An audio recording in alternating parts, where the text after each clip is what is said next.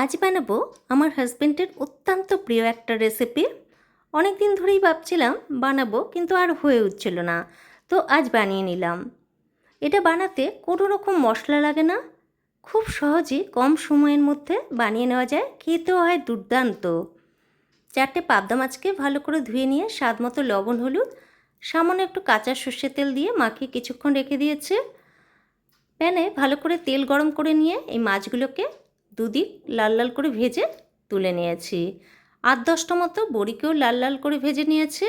সামান্য একটু কালি জিরে ফোড়ন দিয়ে 1 মুঠো মতো ধনেপাতা, 5-6টা রসুন কোয়া, 4টে কাঁচা লঙ্কাকে আমি মিক্সিতে ভালো করে পেস্ট বানিয়ে নিয়েছিলাম, সেটা প্যানে দিয়ে দিয়েছে। 2 মিনিট মতো কষিয়ে নিয়ে মিক্সির বাটি ধোয়া জলটা দিয়ে দিচ্ছে স্বাদ মতো লবণ।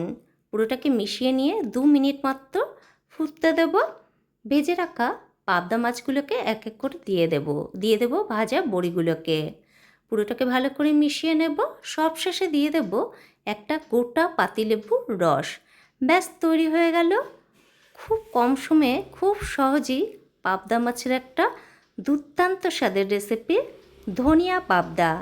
রেসিপিটি তোমাদের কেমন লাগলো কমেন্ট করে জানিও। ভালো লাগলে একটা লাইক শেয়ার করো।